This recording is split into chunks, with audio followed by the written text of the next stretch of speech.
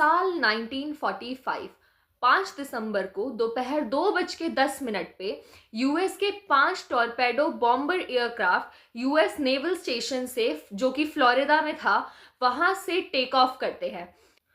As such कोई भी ऐसा स्पेसिफिक पर्पस नहीं था इन फ्लाइट्स, 5 फ्लाइट्स के टेक ऑफ का। ये बस रूटीन ट्रेनिंग मिशन के लिए निकले होते हैं। इन सारी फ्लाइट्स को, मतलब ये जो 5 फ्लाइट्स निकली थी अपने रूटीन ट्रेनिंग मिशन पे, इनको फ्लाइट 19 का नाम दिया जाता है और इसका इंचार्ज यूएस नेवी के ही एक ऑफिसर चार्ल्स टेलर को बनाया जाता है। टेलर के साथ साथ इस बाकी के जो फ्लाइट्स में जो एयरमैन थे वो टोटल 13 थे, मतलब टेलर को मिला के 14 मेंबर इन फ्लाइट 19 में सारे के सारे अवेलेबल थे। ये फ्लाइट 19 जब टेक ऑफ करता है फ्लोरिडा के एयर स्टेशन से, तब यहाँ का जो वेदर होता है, मतलब एयर का जो वेदर होता है वो एकदम क्लियर होता है, विजिबिलिटी एकदम परफेक्ट होती है और विंड स्पीड भी एकदम नॉर्मल होता है। अराउंड 4 बजे का टाइम हो रहा था। टेलर अपने फ्लाइट से बाकी जो को पायलट्स होते हैं उनके साथ उनको एक मैसेज भेजते हैं, एक रेडियो मैसेज भेजते हैं कि उनका जो कंपास है वो काम नहीं कर रहा। उनको बोला जाता है कि आप दूसरा वाला कंपास जो है वो यूज करो, लेकिन वो दूसरा वाला जो उनके पास स्पेयर कंपास होता है वो भी काम नहीं कर रहा होता। इस पर टेलर कहते हैं कि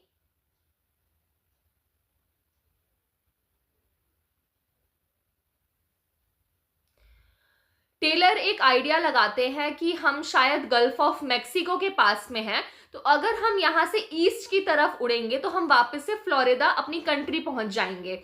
लेकिन वहीं बाकी जो को पायलट्स होते हैं उनके बाकी फ्लाइट 19 में, वो कहते हैं कि हम कहीं और हैं, हमें समझ नहीं आ रहा हम एग्जैक्टली कहाँ है, तो शायद हम जब वेस्ट की तरफ मुड़ेंगे तो हम फ्लोरिडा पहुंच जाएंगे।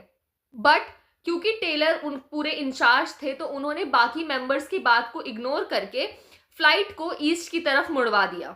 बट अब प्रॉब्लम ये हुई कि इस टाइम तक वेदर जो था वो और ज्यादा खराब हो चुका था, वेदर खराब होते जा रहा था धीरे धीरे, एंड सनसेट भी हो चुका था, तो एकदम कंप्लीटली अंधेरा हो गया था पूरे आसमान में।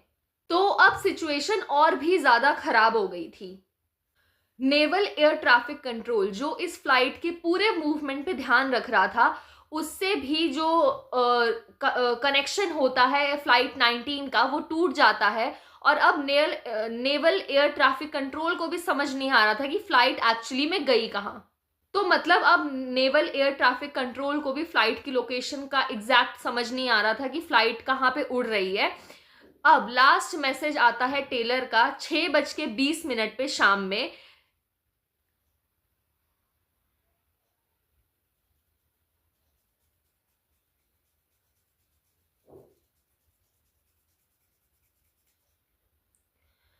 एंड देन ये लास्ट मैसेज के बाद ये जो फ्लाइट 19 थी अपने सारे एयरमैन के साथ, पूरी फ्लाइट और पूरे एयरमैन सबके सब गायब हो जाते हैं।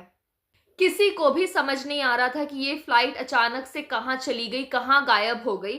इस फ्लाइट 19 को ढूंढने के लिए जो यूएस की जो गवर्नमेंट होती है वो एक सर्च ऑपरेशन चलाती है और इसमें एक PBM-5 करके फ्लाइट होती है, उसको भेजती है कि आप जाकर सर्च करो कि ये सारी फ्लाइट और फ्लाइट के मेंबर जो थे वो कहाँ गए। PBM-5 जो है ये अपना टेक ऑफ करता है एयर स्टेशन से, एंड टेक ऑफ करने के 20 मिनट बाद ही ये फ्लाइट भी अपने 13 एयरमैन के साथ, उन रेस्क्यू पर्सोनल्स के साथ जो फ्लाइट 19 के मेंबर्स को ढूंढने गए थे, ये फ्लाइट भी एकदम से गायब हो जाती है। अब यूएस के लिए ये एक बहुत बड़े झटके की तरह था कि उनके जो 2 फ्लाइट्स थे, मतलब एक तो हमारा पहला वाला फ्लाइट 19 जिसमें 5 एयरक्राफ्ट थे और ये दूसरा PBM-5, ये दोनों फ्लाइट्स यूएस नेवी की गायब हो चुकी थी। इसके बाद भी यूएसए की आर्मी ने और यूएसए की गवर्नमेंट ने मिलकर सबसे बड़ा उस टाइम का लार्जेस्ट सर्च ऑपरेशन चलाया कि ये जो दोनों फ्लाइट्स खोई हैं ये मिल पाए या किसी ह्यूमन का ट्रेस मिल पाए कि एक्चुअली में क्या हुआ इस फ्लाइट के साथ। तो इसको अब इस सर्च ऑपरेशन को कैरी ऑन करने के लिए 6 एयरक्राफ्ट्स को भेजा जाता है। ये पूरे एरिया को चेक करती है, हर तरफ जाती है, मतलब कि चेक करने के लिए कि कहाँ पे कोई फ्लाइट का कोई ट्रेस मिल जाए या ह्यूमन का कोई ट्रेस मिल जाए। लेकिन इसको एक सिंगल ट्रेस भी नहीं मिलता किसी भी ह्यूमन का और ना ही एक भी पार्ट मिलता है प्लेन का। जहां पर ये दोनों प्लेन्स गायब हुए थे उसी पार्ट को कहा जाता है बर्मुदा ट्रायंगल।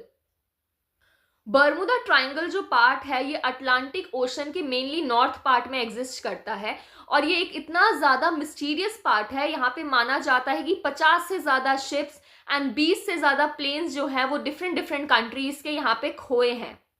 बर्मुदा ट्रायंगल को डेविल्स ट्रायंगल भी कहते हैं इन्हीं सब रीजंस की वजह से कि कैसे यहाँ पे शिप्स गायब हो जाती हैं, प्लेन्स गायब हो जाती हैं। अब ये इस एरिया के बारे में थोड़ा सा समझते हैं।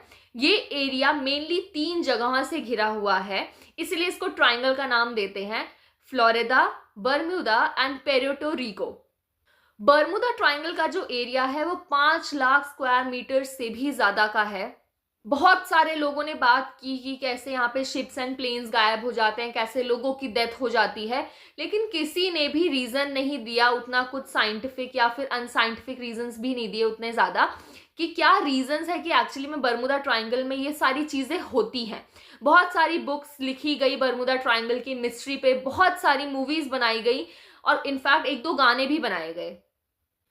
एक और इंसिडेंट की बात करें तो 1918 में यूएसए का एक शिप होता है जिसे यूएस साइक्लोप्स कहते थे। वो यूएसए का one of the biggest and one of the सबसे ज्यादा स्ट्रॉन्गेस्ट शिप्स में से माना जाता था। ये अमेरिकन नेवी के लिए उस टाइम पे सबसे ज्यादा इंपॉर्टेंट एंड पावरफुल शिप था, क्योंकि उस टाइम पे यूएसए भी वर्ल्ड वॉर फर्स्ट में पार्टिसिपेट कर रहा था। तो ये शिप कोल वगैरह के लिए यूज होता था कि कोल को कैसे एक जगह से दूसरी जगह ये शिप बेसिकली लेकर जाता था। तो अब ये साइक्लोप्स जो शिप होती है ये ब्राजील से रवाना होती है 309 लोगों के साथ और इसमें 11,000 टन जो था वो मैग्नीज ओर भी था। ठीक है, तो अब ये शिप जो है ब्राजील के कोस्ट से निकल चुकी है अमेरिका जाने के लिए। और जब ये शिप रवाना होती है तो इसमें से एक ही मैसेज वहां के को जो शिप के इंचार्ज होते हैं वो भेजते हैं, all well, weather is okay. और अब ये शिप जो इतने सारे लोगों के साथ और इतने ज्यादा मैग्नीज के साथ निकला था ब्राजील से, ये थोड़ी ही देर में पूरा का पूरा शिप लोगों के साथ गायब हो जाता है। अब इस शिप का खोना या फिर शायद गायब होना यूएस नेवी के लिए सबसे बड़ा झटका लगता है उस टाइम पे, क्योंकि एक तो यूएसए उस टाइम पे 1918 में वॉर में इन्वॉल्व था एंड उसके बाद इनकी इतनी महंगी, पावरफुल और सबसे ज्यादा स्ट्रॉन्गेस्ट शिप उस टाइम की गायब हो गई है सी में। अब देखो सवाल ये उठता है कि बर्मुदा ट्रायंगल में एक्चुअली में ऐसा क्या है कि जो शिप्स हैं, प्लेन्स हैं, इतने सारे लोगों के साथ पूरी की पूरी शिप और प्लेन ही गायब हो जा रही है। तो लोगों ने इस बात पे काफी ज्यादा स्पेक्यूलेशंस करी। कुछ लोग कहते हैं कि यहाँ पे एलियन रहते हैं और एलियंस ने ही शिप्स और लोगों को ले गए, वो लोग अपने साथ ही एलियंस जो थे वो ले गए इनको।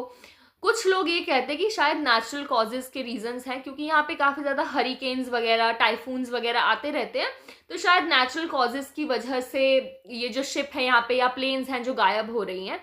एंड जो थर्ड रीजन यहाँ पे लोगों ने दिया कि शायद इसके नीचे एक सी मॉन्स्टर रहता है, इसलिए वो जो है प्लेन्स को और जो शिप्स हैं उनको खा जाता है। तो ये काफी ज्यादा अनसाइंटिफिक रीजंस थे कि लोग ऐसा ऐसा कह रहे थे। अब हम बात करते हैं थोड़े से साइंटिफिक रीजंस की कि क्या रीजंस हो सकते हैं साइंटिफिकली कि बर्मुदा ट्रायंगल में शिप्स जो हैं ऐसे खो जाती है या फिर प्लेन जो है ऐसे एकदम से गायब हो जाते हैं। पहला और जो सबसे थोड़ा सा वैलिड सा जो साउंड करता है वो रीजन दिया थ्योरिस्ट ने कि शायद मैग्नेटिज्म उस एरिया का ऐसा है जो सारे प्लेन्स इस वजह से या फिर जो जितने भी शिप्स हैं उधर से जाते हैं उनका रास्ता भटक जाता है। तो देखो रीजन ये है कि यहाँ पे देखो अर्थ का जो मैग्नेटिक नॉर्थ पोल है और ज्योग्राफिकल नॉर्थ पोल है, ये दोनों अलग अलग है। आप फोटो में देख सकते हो ये दोनों अलग अलग हैं। इस वजह से क्या होता है कि एग्जैक्ट नॉर्थ पोजीशन जो है वो डिटेक्ट नहीं कर पाते कंपास उधर। बहुत सारे थ्योरिस्ट ये भी मानते हैं कि जो अर्थ की मैग्नेटिक फील्ड्स हैं वो इस एरिया में काफी ज्यादा रैप्ड एंड ट्विस्टेड हैं, तो इस वजह से भी एग्जैक्ट लोकेशन का पता नहीं लग पाता, कंपास काम करना बंद कर देते हैं। एंड ये जो पायलट्स वगैरह जो प्लेन चला रहे हैं या फिर जो ये शिप्स के इंचार्ज होते हैं उनको एग्जैक्ट लोकेशन समझ ही नहीं आती है एंड ये जो प्लेन्स एंड शिप्स हैं ये खो जाते हैं उधर ही। दूसरा जो रीजन दिया गया वो दिया गया अंडर सी मीथेन डिपॉजिट्स। वहाँ पे ये चीज़ हुई कि जो मीथेन डिपॉजिट जो सी के अंदर होते हैं उसमें से बहुत बड़े बड़े बबल्स जो हैं वो रिलीज होते हैं। तो इस वजह से क्या होता है, जो बबल्स जो ये रिलीज होते हैं मीथेन डिपॉजिट से, ये वाटर को काफ़ी ज़्यादा शैलो बना देते हैं। एंड अगर बबल्स जो है अगर इसके ऊपर से कोई शिप जा रही है तो ये जो बबल्स हैं वो शिप को अपनी तरफ खींच लेते हैं एंड शिप बिना किसी इंफॉर्मेशन के उसी टाइम डूब जाती है।